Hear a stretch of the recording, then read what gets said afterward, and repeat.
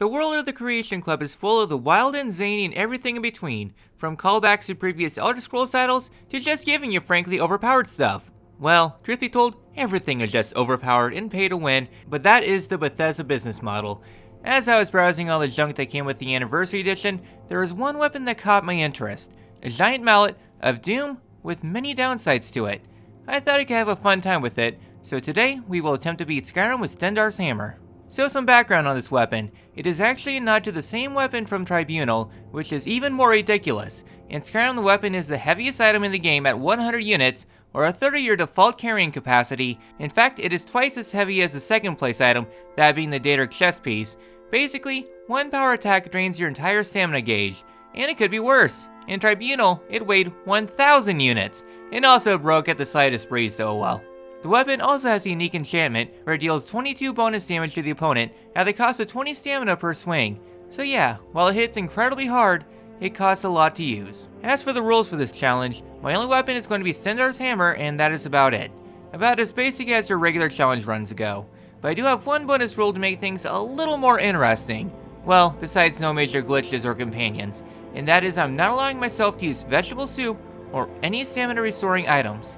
Vegetable soup allows you to power attack infinitely, and it is pretty overpowered when it comes to power attacking, also that I don't skip the shortcomings of this weapon. As for bonus objectives, my main one is that I have to do Hircine's quest. I really don't have a reason, I just can't think of any run to incorporate the Hircine side of the quest, just so I can knock out that quest from my Daedric to-do list. So how long will it be until Orph goes on a rampage against the Vigilants with a weapon made from their gods? Let's find out. So for today, I'm going with the Nord and playing as a female. Mostly because I find the fact of a short female warrior with a comically large weapon very amusing. That, or I've consumed way too many video games in my lifetime. Well, it isn't an Orph character creator session without some form of nightmare fuel the longer you stare at her. As for naming my character, well, I can't think of a name. Sorry to say, if your town's name is Helgen, you're just asking for hell, mostly thanks to throwing lizards into radioactive ponds along with a bat to give them wings. As for escaping the burning town, I bucketed in with Hadvar, and I began looting stuff and equipping it, along with taking along a bucket, which will be used as an offering later on. I plundered what I could give an angry countryman, reminds me of my home state, and I book it through the tutorial. I did try to serve a meal to a bear a la carte, but it went into the creek, so I said hell with it, and booked it to the outside air and into the woods. My first course of action is some free stuff for disenchanting, namely a robe in a bandit camp, and a Thalmor wizard basically next door, then grabbing my warrior stone to power level melee faster. While I am going to be using basically a very heavy dragonbone hammer, I should be power leveling it very fast as it is. I then walk towards Annis's cabin, and I figure for mild roleplaying, while I am kind of burnt out when recording this, I was also sick at the time, and not just because of work in the world. My character has a horrible sense of direction, and will often miss their mark, or something. I venture my way to the east, and also my head is tilted at a 90-degree angle to the left, so I think I'm going the right way. There wasn't much on my journey, more or less wandering around without much guidance, and at one point I was on top of a mountain. They say I already peaked, but I don't think this is what they were talking about. Once I was back on the path, I continued my way west to my weapon of the day, not taking the cart as I probably should have, but then again, this is me we're talking about. Also, the Reach is one of the more dangerous locations in Skyrim, thanks to the Forest Worm that loves to interrupt my wanderings. I ended up getting very distracted along the way, and I found myself in an uninteresting, out-of-the-way place that is actually kind of beautiful. This is one of the nice things about walking everywhere. Instead of fast traveling, you end up in secret and secluded spots that have their own beauty. Sometimes the devs put the beautiful spots in plain sight, other times they have them on their own. Nothing to point you there besides your own curiosity, and that is really the beauty of open world games, especially Skyrim. Okay, enough artistic direction, just back to more wandering in a random direction. Also in my wanderings, not much happened along my way there, fell off a waterfall onto a tree, so that was lovely, and I wandered into the middle of a Forest Worm encampment, so yeah, that was pretty fun. And while I was swimming around, I did find myself in a boat full of gems for selling. Bless my wonderful luck if I don't rely on vendor glitches for my financial situations already. And before long, I'm at the Markarth vendor chest for stuff to break down, and really I don't have a lot of vendor chest stuff this run. My luck really wasn't shining on this front. While I was in Markarth, I tried to stop the back massage, but given I don't have my weapon yet, I can't really do anything, so I guard how to get the message across. Anyways, the entire reason I came to Markarth besides wandering around is inside the museum. The place is off limits for some dumb reason, so I have to sneak around. I try to channel my inner Metal Gear, but I have no sneak skill, so I get caught almost immediately. I booked it to the weapon, and then try to bail out of the city. and we tried to stop this petty thief by way of conversation, so yeah, that was pretty close. I ran for my life as soon as I was out of the city, with the entire hole trying to kill me for 5 septims. I just wanted to visit a museum. The guards wanted to get me for their amusement. Once I was far enough away from the city, I brought out my big mallet, so now I will continue my wanderings, this time with violence. So the hammer has a fun little quirk, because it weighs so much, when I try to run around with it equipped, my stamina drains like crazy as if you're wearing heavy armor, even with it not drawn. At least there is an easy workaround. All I have to do is have the hammer hotkey to 1, so when I need to run around, I just don't have it equipped. Easy as that. I gotta test my weapon on the Forsworn, and because I'm running light armor this playthrough, I'm very much a glass cannon. But instead of firing cannonballs out of it, I use the cannon as a melee weapon. I take a beating and I swing so slow, so I have to guzzle a few potions to come out on top. After that encounter, I put on the nudist clothing that is somehow better than the armor they give to Imperial soldiers. You know, fodder enemies. Also, a thief tried to mug me. I lack a sense of direction, so I'm broke. As in, broke their spine. Well, I took a wrong turn somewhere and ended up in a tussle with some saber cats. Yeah, with me out of potions. I could slay the first kitty, but the second one got its revenge, and I realize I'm in over my head.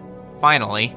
So I used the negative space that is in my skull to warp back to the area that is friendly to level 1 players. Okay, now things feel right. Inside Emerald Shard Mines, my weapon is actually kinda decent, so I could carve in the raiders' skulls with relative ease. If a sledgehammer weighs about 20 pounds, which I guess is close to Skyrim's weight system, and a sledgehammer at the maximum weight can break concrete, I am really glad there isn't any realistic gore mods installed. Otherwise, these silly bandits would become a pancake, and YouTube probably would get on my ass for all the gore, instead of me saying whatever the f I want. At least the mine was a short excursion, and before too long I'm in Riverwood. My visit to the starter town was short-lived, as I ignored every living thing here, and ran my way towards Whiterun. I tried to help out in dispatching the giant, but I am a little too slow thanks to my dummy thick hammer. I did a quick glitter box dive for some stuff, but I don't really get a lot of good loot this run. I do some quick enchanting while I was in town, entered Whiterun for the armor upgrade. At the very least, I don't have to freeze. And I'm not a big fan of my headpiece, but then again, there are no captain hats in Skyrim, so I have to keep my expectations on the down low.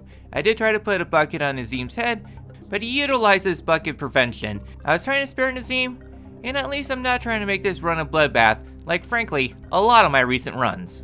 Before I do some more main story stuff, I decide some more preparations are in order, or if it's going south to Dawnstar. I do wonder where they might be going. Actually, I was wondering if I should help out the vigilance of Stendarr. I am using a hammer that is made from their chief god, so I should help them, but I like the irony of killing them with said weapon. It does satiate my chaotic needs, plus I do want a lot of potions for survival, but I am trying to turn myself around from my bad habit of painting towns red and be an actually good guy. You know, I think it should be nice and for once not wipe out the vigilance. Yep, I shall spare the vigilance today and... oh. Well, at least I got a bunch of free stuff. Truth be told, I actually done my first purification attempt, and yeah, I have noticed I'm taking more damage than usual, which is kinda weird because some playthroughs I take a lot of damage, some playthroughs not so much, and I don't vary too much in my early game, and I'm also playing on normal as usual. Since I am the area, and I'm not in need of two-handed experience, given my weapon is more than good enough for that, I touch the Stone of Armor Sublimation, then return to Annis's cabin ahead of Bleak Falls. Well, my bloodthirsty tendencies got the better of me again, and I bopped the witch.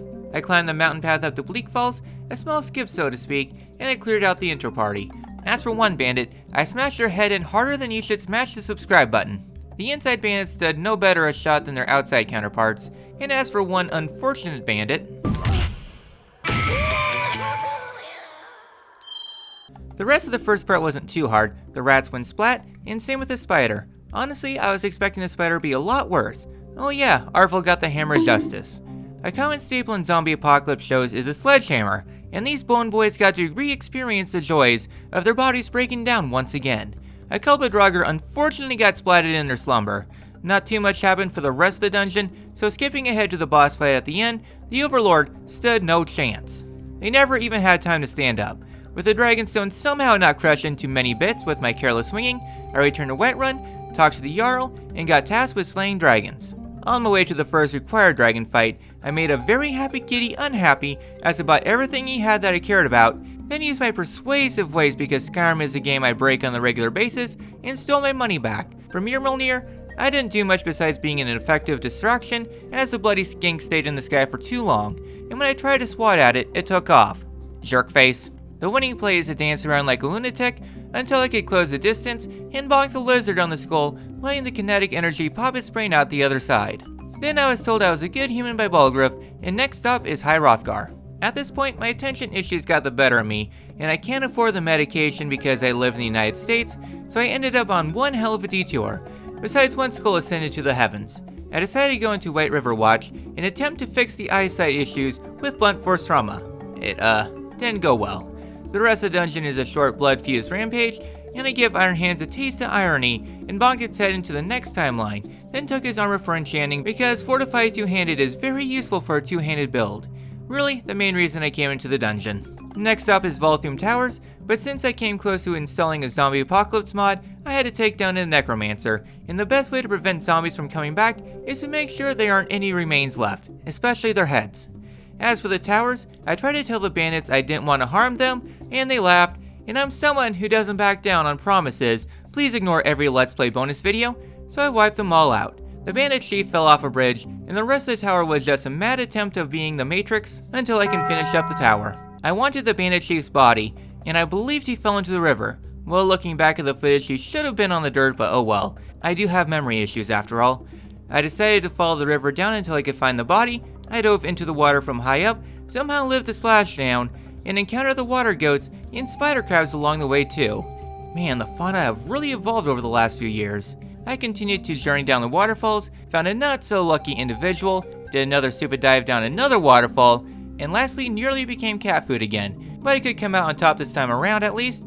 Yeah, I'm slowly growing as a character, just not as a good character. Yeah, I think the body is long gone at this point. Well, suffice to say, I got a little distracted on my journey to Iverstead and ended up in Kynesgrove. Well, I figure I should make my way to the south. Along the way I did come across some of the fun stuff you find behind a shady gas station before you lose some kidneys, and I will say during my journeys, I came across a lot of wolves and spiders, along with the Nord with a pathing issue to Sovngarde, but it seems he might be addicted to the alternative fun stuff. During some fighting with wolves, my weapon ran out of charges, and I found out something fun. When I swing, I no longer lose stamina, so in a way, running out of charges is seen as a plus. I don't want to be a plus, so I recharge my beating stick, then discharge all over the Imperials. Wait, what the f*** am I putting in these scripts? I need to fire my writer.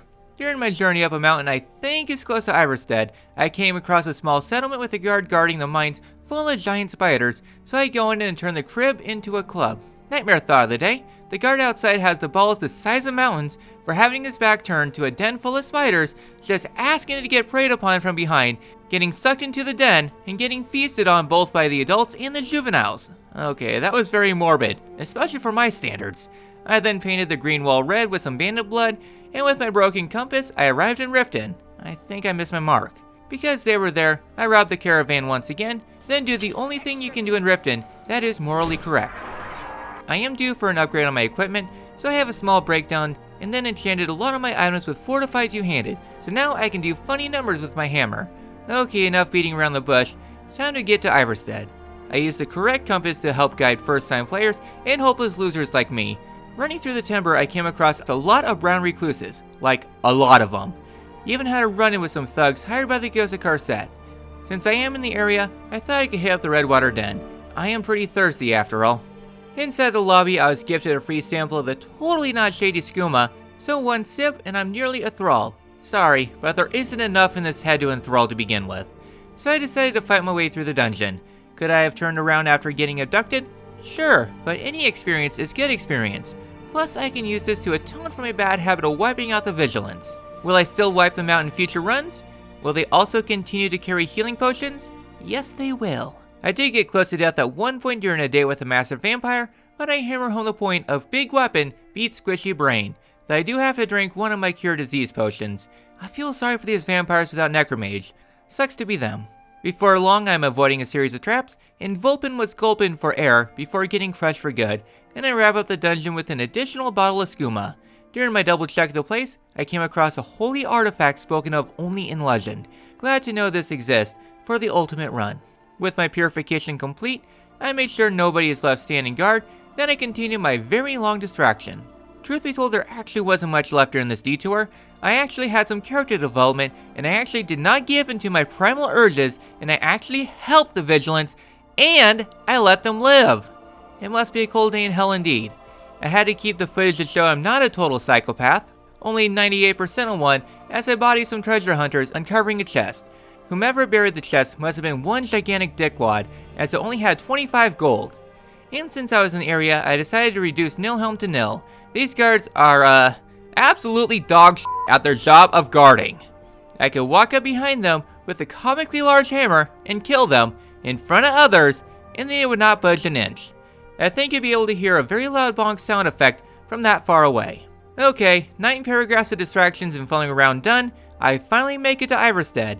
It's a quaint little town, and I decided to do some good karma to make up for my probably maxed out evil karma I tend to get in runs, and picked up the supplies.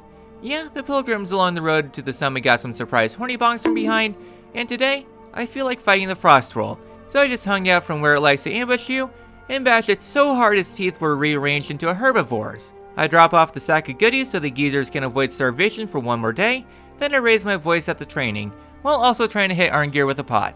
I am surprised I managed to hit him after all. I got my fast traveling skill, and practiced it by getting a good look at the canyons of the Greybeard's wrinkles, then returned down to Iverstead. The cultists here were trying to stop the Dragonborn, and they ended up with their skulls in probably a few hundred pieces, at least. And I turned in the quest to Klimek for some gold I could have easily stole from a vendor, but oh well. Next stop is Usengrav, and today I actually followed my directions and departed from Dawnstar, though I wanted to speed up the game a little bit. Too bad an afflicted failed to understand the art of comedic timing, though my murder was ratted out by Santa Claus. Okay, this Christmas, you get to suffer in the desert because of that. Nothing much to note during my brief adventure, just taking out a frigid bandit camp, then proceeding to matrix dodge my way around some arrows, then using my head with the Imperial Stormcloak debacle. It wasn't very long before I'm in Usengrav, ready to conjure some chaos. In chaos, I quite did conjure, but I think 2 bandits really hated each other from the previous life and wanted to settle their beef. Sure, a conjurer might be the master of frost, fire, and lightning magic, but none are effective at stopping a 10-ton hammer coming down on your head. The rest of Usengrav wasn't much to note, just having a bone to pick with some skeletons, as one swing is probably enough to turn their bones into meal. I breathed in the fumes of ethanol, then used centrifugal force to crush a spider in the most gruesome of fashion. Given I have probably slain close to 30 spiders in the last hour, I should be slathered in bug guts by this point. Well, instead of being horny, I get bonked out of the mission, then I return to Riverwood to continue the main story. At this point, I wanted an upgrade on my armor, and yeah, I felt brute force against Durak as in order. As I found out in the Mancar run, Durak is not essential, meaning his existence is at stake with my boredom. With Riverwood being mad at me for being a dick as usual, I decided to take care of a side objective. I traveled to Falkreath and talked to Sindig, who was arrested for furry-related crimes and escapes his jail. You would think not to let the beast be caged in beneath an opening, but oh well. I just wandered around the woods and sprinted towards an albino deer and hit it so fast it didn't really acknowledge its mortality before becoming venison jerky. I was haunted from the afterlife by the roadkill, and it wants me to go kill a werewolf. Thankfully, I already visited the location during my first massive wandering. Inside the grotto, I met the dog, and I hunt him down. Thankfully, the first group was there to help distract the mutt long enough for me to put him down. Collateral notwithstanding, yeah, totally not accidental. I skinned the fursuit, and Hirsing gives me his armor. It's, not very great. Before leaving the dungeon, I make sure the hunters are hunted from our two-handed experience. As for why I don't like Savior's hide, it grants a 50% resistance to poison and a 15 magicka resistance.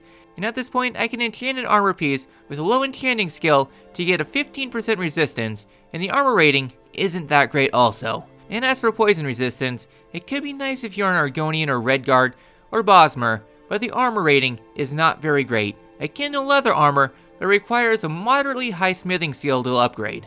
The other reward for the mission lets you become a furry on demand, so yeah, significantly better.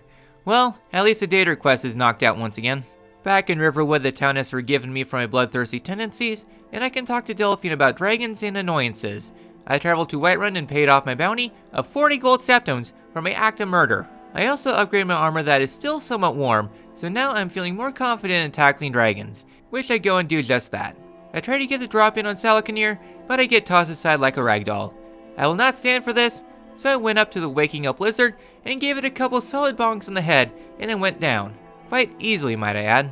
Well, Delphine was late to the party, and after watching the act of blunt force trauma, and she thinks the best way for me to take down the embassy is by stealth. Hehehe. Yeah, today I feel like doing the embassy the alternative way, so I traveled up to the embassy and went up to the side of the building. I used a bucket as an offering to the gods, and they grant me passage through the wall. Yeah, the Thalmor here aren't very pleased with my antics, so we butt heads on the morality of it all. I also proceeded to bonk Relindel from the back, honestly deserved for him, and I spread the love out equally to all the other Thalmor agents here. Honestly didn't need to kill Melbourne, who only just met me 3 seconds ago before his demise, but oh well. Sure, I might have glitched out the embassy quest, but to balance out the sequence break, I go through killing all the Thalmor agents here just to be thorough. I talked to Delphine about covert special ops in the middle of the inn, with everyone in earshot, just asking for someone to rat us out. And speaking of rats, next up is the Ratways. The only thing these lunatics should fear is someone who is more insane than them and has the strength to wield such a powerful weapon. I put the lowlives in the even lower life Thalmor through their paces, then going through the loony den, clubbing the denizens here. I had a conversation with Paranoia to begin the escape portion, and the escape wasn't too interesting. Once the door was open, all hell broke loose. For them anyways. And any stragglers following us had their heads be slammed out of their asses. I tried stealthily sneaking out of town, but Shivari ended up getting her fur wet. Afterwards we returned to Riverwood for the last time, and since I won't see Embry again, I gave him a small treat, and he followed me into the basement. Delphine really does not care that her secret's out. Glad she's finally out of the closet, while being inside the closet. Next stop is Skyhaven Temple, and since I already have Karspire on the map, it was instant carnage. I bonked the skinny dippers for a while before dipping inside. Mages really should do more than stand still, just waiting to lose their heads. I had a workplace accident that OSHA will not be happy with, and got my information to climb up to some snacks, but first I want to get some TP to cut down on backtracking. I then traveled to the chilliest place in Skyrim and laughed at the concept of fall damage, then swam across an icy sea that I see, and along the way I came across a couple of ice saber cats. I struggled with them early on in the run, and now I'm able to stand up to them and come out on top without too much damage. Goes to show how far I've come this run.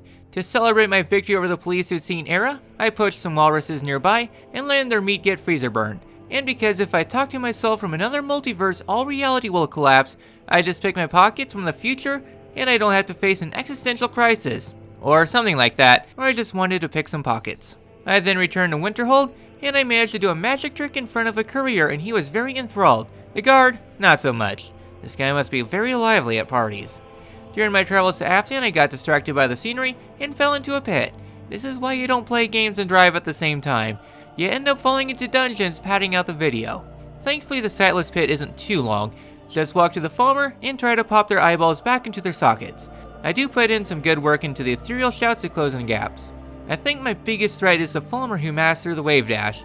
The Falmer only come out 2 to 3 at a time, so it's more than manageable for me. The big room is pretty nice, basically a watered down Blackreach. Eventually I came to the end with a Falmer Gloomlurker. Not really any different from the Falmer thus far, just taking a few more blunt force trauma swings to take down. And in the chest I was invited to a disco party, which I happily declined. Back in the overworld, I hopped to Freedom, not aware of where I'm actually heading. Since I am in the area, I decided to go fight a dragon. No real reason, I just like some action every now and again, except it was not wanting to land. Eventually I find enough land for it to land right into my mallet. With the soul consumed, I ventured into the icy Aftian, and while logic dictates I should probably speed through the dungeon to be done with it sooner rather than later, logic is a skill I neglect the most, so at least more levels for the soon-to-be Alduin fight. I think the Khajiit down here is harder than anything else here, taking a few more swings than the average Bakugan.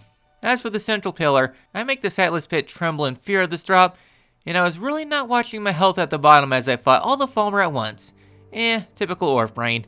The rest of the lower portion wasn't that bad. I bopped the mech, ended the stalemate at the end as a third party who does not take sides, then sprinted through Blackreach because I don't feel like fighting the enemies down here. Gotta reserve my energy for the taxing puzzle that I might have to pull out a game fax for.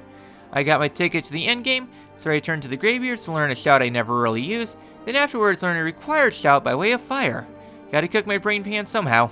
The run up to the summit wasn't much to write home about, shouting some ice fairies along the way with my giant pick, enjoying the experience of someone breathing down my neck, then doing the usual discussions until I can pull out the toilet paper to learn how to ground dragons for breaking mommy's expensive vase. As for the first Alduin fight, sure I do have some powerful weapons and some perks, but I want to turn the fight into my favor. I proceed to get high as The world is purple, the Grateful Dead is playing on the sitar, and I am very hungry. Also, I won't feel any pain.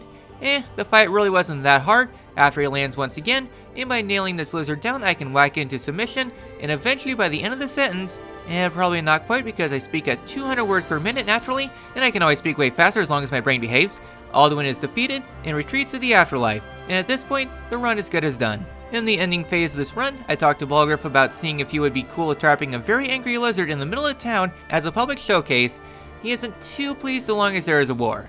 I traveled to Solitude, and since I haven't been to the city yet, I picked some stuff off a guard until I get caught and I can talk to Tullius about peace. I actually forgot to talk to the Greybeards beforehand, so yeah, I ended up wasting time. I stole my rightful possessions back.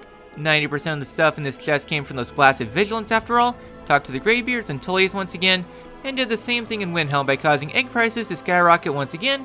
Recruit the world's biggest baby, re-obtain my rightful items, then begrudgingly sit through peace talks. Prepared as I can be, by that I mean not doing any preparations, I called in my giant lizard friend to get me to the point of no return, except I had a hard time getting into position. Once I was done fumbling around, we did a wild ride to Skuldalfin. I spent some time on the outside, knocking some sense into the dragons, and making the zombies hit the ground with extreme force. I spent a while outside slaying every Draugr on the way until I could enter the inside. But today, I feel like rebelling against the game design, making Todd Howard cry in his sleep, and today, I will skip the interior. For this, I crawled along the rock face at the bottom, navigating around the many invisible walls the devs try to set up to dissuade any sequence breakers, and they did a very bad job of making the wall extend to the far reaches, and I could just hop along the wall and up to the slope. I was at the end, and just one more cliff face to climb. This one was the hardest not just because the Draugr who really doesn't want me to skip the dungeon, but because of the slope just not wanting to work all the time. I ended up spending close to 5 minutes trying to climb this wall. While at this point it might have been faster to go through the insides of the dungeon, this is about the message, showing the game that I am its master. I was able to get up the side of the wall and slowly rising like a pupa emerging from its cocoon into an ugly moth you all thought was going to be a butterfly, but some bloody bird known as a Draugr knocked down my ambitions. I swatted that with much prejudice. Well, I know the answer to solving the slope, and now I rise once again against adversity, and eventually I rise above this pit of despair, and I could finally come out on top of the wall, and at the very end of the dungeon. Funnily enough, both this and the fork stint earlier in the run were just tests for stuff that might be required in future runs, so yeah, stay tuned to my masochism. I bopped the remaining Draugr, then initiated combat against the Dragon Priest. Yeah, ropes don't do much to cushion the blow of a 100-ton hammer, and his body crumbles to ash, cast out to the wind.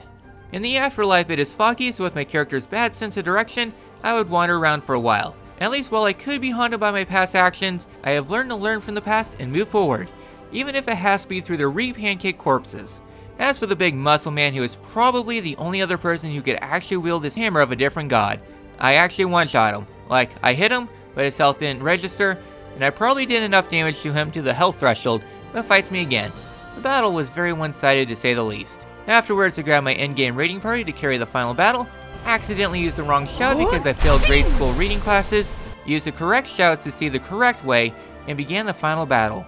I probably have the second strongest two-handed weapon in the game, with a lot of backup, having beat Skyrim 23, now 24 times at this point, for the purpose of a challenge run. In other words, to fill out the remainder of the sentence so the fight ends at the end of the sentence once again to prove a point. Alduin stood no chance whatsoever in this absolutely runaway sentence, and I successfully beat Skyrim with Stendarr's hammer. That was, not very difficult. Sure, I had some issues early on, mostly tackling some difficult encounters unprepared, but once I got going, yeah, this weapon is really strong, and I honestly thought the stamina drain would prove to be a nuisance for the sense of balance. It, made no difference, really. I never leveled up my stamina, never took veggie soup, and every power attack took all my stamina, yet I came out just fine. The cons were negligible, and running around, I could just put the weapon away. Nevertheless, I did have fun with this playthrough, a very short run all things considered, except not really, but you all enjoy the longer runs anyways. This run mostly served as a palate cleanser before I tackle some more difficult challenges in the near future. Also, you might see this hammer again in a future run, just for a different purpose. Well, hopefully you all enjoy this run. If you did, be sure to give a like, subscribe for more masochism, and any other ways to torture myself, leave them down below. This has been Orpheolus, and I'll see you on the next one.